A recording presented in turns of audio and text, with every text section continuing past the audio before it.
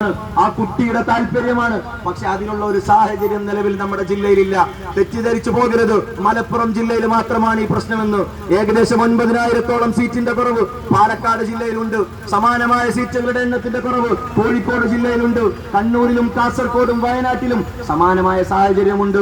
ഈ മലബാർ പ്രദേശത്തെ 900-ഓളം സീറ്റിന്റെ കുറവ് നിലവിൽ തൃശൂർ ജില്ലയിൽ കണക്കാക്കപ്പെടുന്നു. ഇനി ഇപ്പോ നേരത്തെ സൂചിപ്പിച്ചല്ലോ നമ്മുടെ നേതാക്കൾ, അൺഎയ്ഡഡ് സീറ്റുകളുടെ കണക്ക് പറയാണ്. ഗവൺമെന്റ് പറയുന്നത് ഇവിടെ സീറ്റുകൾ അധികമാണ് എന്നാണ്. ബഹുമാനപ്പെട്ട നജീബ് കാന്തപുരം MLA ഒരു ചോദ്യം ഉന്നയിച്ചപ്പോൾ അതിന് മറുപടി കൊടുത്തു. ആ മറുപടിയിൽ പറയുന്നത് ഇവിടെ സീറ്റുകൾ അധികമാണ് എന്നാണ്. എവിടെന്നാണ് ഈ കണക്കുകൾ കിട്ടുന്നത്? എവിടെന്നാണ് ഈ സീറ്റ് അധികമാണെന്നുള്ള കണക്ക് കിട്ടുന്നത്? അങ്ങനെ സീറ്റ് അധികമാണെങ്കിൽ പിന്നെ എന്തിനാണ് സുഹൃത്തുക്കളെ യൂത്ത് ലീഗ് ഈ വെയിൽ കൊണ്ട് ഇവിടെ സമരം ചെയ്യുന്നത്? ഇവിടെ സീറ്റ് അധികമാണ് എങ്കിൽ എന്തിനാണ് പിന്നെ പരപ്പനങ്ങാടിയിലെ പ്രിയപ്പെട്ട അയ്യത്തിക്കുട്ടിക്ക് ആത്മഹത്യ ചെയ്യേണ്ടി വരുന്നത്?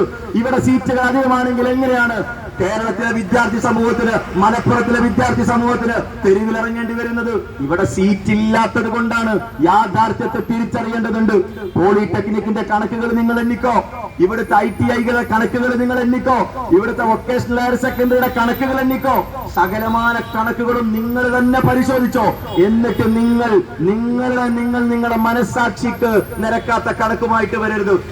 നിങ്ങളുടെ കരങ്ങൾ നെഞ്ചത്ത് കൈവച്ചുകൊണ്ട് ഇടതുപക്ഷത്തിന്റെ സുഹൃത്തുക്കൾ, ഉത്തരവാദിത്തപ്പെട്ട ഗവൺമെന്റ് ഉദ്യോഗസ്ഥർ, നിങ്ങളൊന്ന് കണക്ക് നെഞ്ചത്ത് കൈവച്ചുകൊണ്ട് ചോദിക്കുക, എവിടെയാണ് മലപ്പുറത്ത് എത്രയാണ് കുറവ് എന്ന്.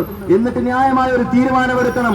ഈ നാട്ടിലെ വിദ്യാർത്ഥികൾക്ക് വേണ്ടി നിങ്ങൾ ഈ വിദ്യാർത്ഥി സമൂഹത്തോട് നീതി ചെയ്യാൻ ഉദ്ദേശിക്കുന്നു എങ്കിൽ നിങ്ങൾ എത്രയും പെട്ടെന്ന് ബാച്ചുകൾ അനുവദിക്കണം. ഇതാ നേരത്തെ ഉസ്മാൻ സാഹിബ് സൂചിപ്പിച്ചല്ലേ, 3ാമത്തെ അലോട്ട്മെന്റിന് പ്രതീക്ഷയോടുകൂടി കാത്തിരിക്കുകയാണ്. കുട്ടികൾക്ക് നിരാശയാണ്. ആദ്യ അലോട്ട്മെന്റുകളിലൊന്നും സീറ്റ് കിട്ടുന്നില്ല. ഇവർ ചോദിക്കുന്നത് പിന്നെ എന്തിനാണ് ഞങ്ങൾ രാവും പകലും ഊണും ഉറക്കവും ഇല്ലാതെ ട്യൂഷനും സ്കൂളിലും പോയി നൈറ്റ് ക്ലാസ്സിന് പോയിട്ട് വിരുന്ന് പോകാതെ, കല്യാണത്തിന് പോകാതെ, ഫംഗ്ഷൻസിന് പോകാതെ SSLC പഠിച്ച് നല്ല മാർക്ക് വാങ്ങിയത് എന്തിനാണ്? ഇഷ്ടപ്പെട്ട ഒരു കോഴ്സ് തിരഞ്ഞെടുക്കാൻ കഴിയുന്നില്ല, ഇഷ്ടപ്പെട്ട സ്കൂളിൽ പഠിക്കാൻ പറ്റുന്നില്ല. പിന്നെ പറയുന്നത് ഇവരെന്താ അൺഎയ്ഡഡ് സീറ്റുകളില്ലേ എന്ന്. അൺഎയ്ഡഡ് കോഴ്സിലൊക്കെ അൺഎയ്ഡഡ് സ്കൂളുകളിൽ പോയി ആയിരങ്ങൾ 10,000ങ്ങൾ ഫീസ് കൊടുക്കാൻ കെൽപ്പില്ലാത്ത വിദ്യാർത്ഥികൾക്ക് വേണ്ടിയിട്ടാണ് മുസ്ലിം യൂത്ത് ലീഗിന്റെ ഈ നീതി സമരമെന്ന് ഈ അവസരത്തിൽ പറയാൻ ആഗ്രഹിക്കുകയാണ്. അതുകൊണ്ട് MSF സമരരംഗത്തേക്ക് ഇറങ്ങുകയാണ്. MSFും സമരരംഗത്തേക്ക് നിരന്തരം സമരരംഗത്ത് ഈ മുഖത്തുണ്ട്. കൂടുതൽ ശക്തമായ സമരങ്ങളുമായി MSFന്റെ സംസ്ഥാന കമ്മിറ്റി കടന്നു വരാൻ പോവുകയാണ്.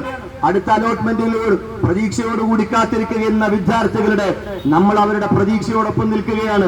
തീർച്ചയായിട്ടും ഈ നീതിക്ക് കിട്ടുന്നത് വരെ, വിദ്യാർത്ഥി സമൂഹത്തിന് നീതി ലഭിക്കുന്നത് വരെ നിരന്തര സമര പോരാട്ടങ്ങൾക്ക്, ജനാധിപത്യ മാർഗത്തിലുള്ള സമര പോരാട്ടങ്ങൾക്ക്, ഗവൺമെന്റിന്റെ കണ്ണു തുറപ്പിക്കുന്ന സമര പോരാട്ടങ്ങൾക്ക് MSFും യൂത്ത് ലീഗും മുസ്ലിം ലീഗും നേതൃത്വത്തിൽ ഉണ്ടാകും എന്ന് മാത്രം അഭ്യർത്ഥിച്ചുകൊണ്ട് നിയോജക മണ്ഡലം, പെരിന്തൽമണ്ണ നിയോജക മണ്ഡലം MSF കമ്മിറ്റിയുടെ എല്ലാവിധ അഭിവാദ്യങ്ങളും ഈ സമരത്തിന്, നീതി സമരത്തിന് നൽകിക്കൊണ്ട് ഞാൻ എന്റെ വാക്കുകൾ അവസാനിപ്പിക്കുന്നു. നിങ്ങൾക്ക് നന്ദി. ജയ് ഹിന്ദ്, ജയ് മുസ്ലിം ലീഗ്.